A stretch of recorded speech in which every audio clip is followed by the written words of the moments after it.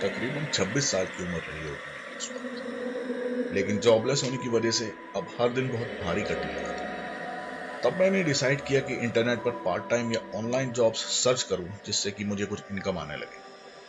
तब मैं अपने रूम में ही दिन रात इंटरनेट पर लगा रहता था। काम ढूंढने के साथ साथ कभी यूट्यूब या फेसबुक पर भी थोड़ा टाइम बर्बाद कर लेता था। डार्क वेब और डीप वेब के बारे में मैंने रेडिट पर काफी कुछ पढ़ा था। काफी खतरनाक बातें सुनी थी और लोगों के एक्सपीरियंसेस बहुत ही डरावने थे। डीप वेब की तरफ मेरा झुकाव बढ़ता जा रहा था और फिर मैंने हिम्मत बटोर के एक दिन ये फैसला किया कि मैं इसको जरूर ट्राई करूंगा। और हाँ, शायद यही छोटा सा फैसला मेरी जिंदगी का सबसे गलत फैसला माना जाएगा। अब उसी रात अपना काम खत्म करते हुए मुझे तकरीबन 2 बज गए थे। उसके थोड़ी देर बाद मुझे डीप वेब पर एक ऐसी वेबसाइट मिली जिस पर आप अनजान लोगों से लाइव चैट या वीडियो चैट भी कर सकते थे। चैट विंडो पर मुझे एक खूबसूरत सी लड़की दिखी जिसकी उम्र तकरीबन 22 या 23 साल होगी। उसने अपना वेबकैम ऑन किया हुआ था और कमरे में काफी अंधेरा था। अब क्योंकि मैंने अपना कैमरा ऑन नहीं किया था, इसलिए मैं टाइप करके उससे सवाल कर रहा था और वो अपने वेबकैम से मुझसे बात कर रही थी। लेकिन बार बार वो ऐसे देखती थी कि मानो उसके लैपटॉप के पीछे कोई है और उसको बार बार देख रही थी। ठीक इसके बाद वो बार बार मुझसे मेरा कैमरा ऑन करने के लिए कहने लगी। अब क्योंकि मैं कैमरा बिल्कुल भी ऑन करना नहीं चाहता था, तो मैं यही कहता रहा कि कैमरा में कुछ प्रॉब्लम है, मैं इसे ऑन नहीं कर सकता। थोड़ी थोड़ी देर बाद वो अजीब तरीके से हंसती भी थी और अपने कमरे में इधर उधर देखती थी जैसे कि किसी और से भी मुखातिब हो। अब मैंने ये डिसाइड करा कि मुझे अब ये चैट बंद करके यहाँ से निकल लेना चाहिए। मैंने बस ये सोचा ही था कि वो लड़की बोली, अभी मत जाओ, जरा हम सबसे बात तो कर लो। मैं अब थोड़ा डर गया था, तो मैंने घबरा के पूछा, हम सब कौन? ये सुनकर वो बहुत ही खतरनाक तरीके से हंसी और बस हंसे ही जा रही थी। मैंने जल्दी से चैट बॉक्स बंद करना चाहा, पर उस वक्त मेरे रोंगटे खड़े हो गए जब मेरा माउस का कर्सर अचानक जैम हो गया।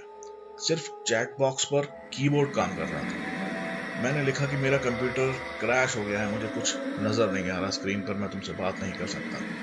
तभी उस लड़की ने गुस्से में चिल्ला कर कहा, झूठ मत बोलो और जल्दी से कैमरा ऑन कर लो।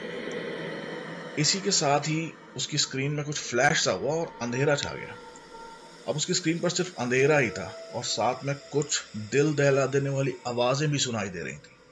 मैं क्लियरली उस लड़की की आवाज सुन रहा था, पर इस बार ये आवाज ऐसी थी जैसे कि कोई जानवर कुछ कह रहा हो या गुर्रा रहा हो या फिर कोई मंत्र पढ़ रहा हो। अब इसके तकरीबन 2 मिनट बाद ये आवाजें आनी बंद हो गई और फिर उसी खतरनाक आवाज में साफ साफ किसी ने मेरा नाम पुकारा। इससे पहले मैं कुछ रिएक्ट कर पाता कि माउस का कर्सर खुद ही मूव करके कैमरा ऑन कर देता है। अब तक मैं काफी डर गया था, कुछ समझ में नहीं आ रहा था कि क्या हो रहा है। इतने में वो लड़की फिर कैमरे पे नजर आने लगी। इस बार वो अकेली नहीं थी। उसके पीछे काले कपड़ों में एक आदमी मास्क लगाए खड़ा था। वो आदमी हल्के हल्के इस लड़की का सर सहला रहा था। लड़की के चेहरे का रंग बिल्कुल सफेद पड़ चुका था और आंखों में आंसू लगातार बह रहे थे।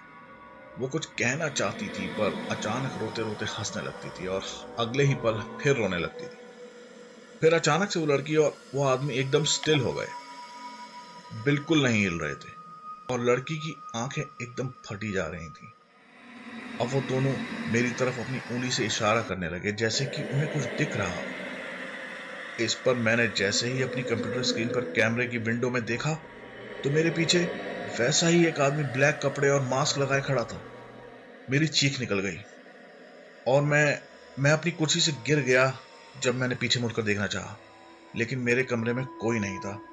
जब सबसे पहले मैंने उठ के लाइट जलाई और पर्दों के पीछे बेड के नीचे देखा तो कोई भी नहीं था। अब मेरा ध्यान दोबारा कंप्यूटर स्क्रीन पर गया। अब उस लड़की के पीछे एक आदमी नहीं, 2 आदमी खड़े थे, जिनमें से एक ने उसके बाल पकड़ रखे थे और दूसरा उसका गला दबा रहा था। वो चीख मुझे अब तक याद है, जिसके बाद उस लड़की की स्क्रीन ब्लैंक हो चुकी थी। बस बहुत हो चुका था। मैंने फौरन अपने कंप्यूटर की पावर केबल खींच कर निकाल दी और काफी देर तक अपना सर पकड़े बैठा रहा। टाइम देखा तो रात के 3 बज चुके थे। लेकिन मैं इतना घबरा चुका था कि उसी वक्त अपनी बाइक स्टार्ट करके अपने फ्रेंड के घर चला गया। जब मैं सुबह उसके साथ लौटा तो सब कुछ वैसा ही था, बस मेरी कुर्सी पे वो काला मास्क रखा हुआ था जो कि मैंने उस आदमी को कल रात पहने देखा था, और फिर से मेरे पूरे जिस्म में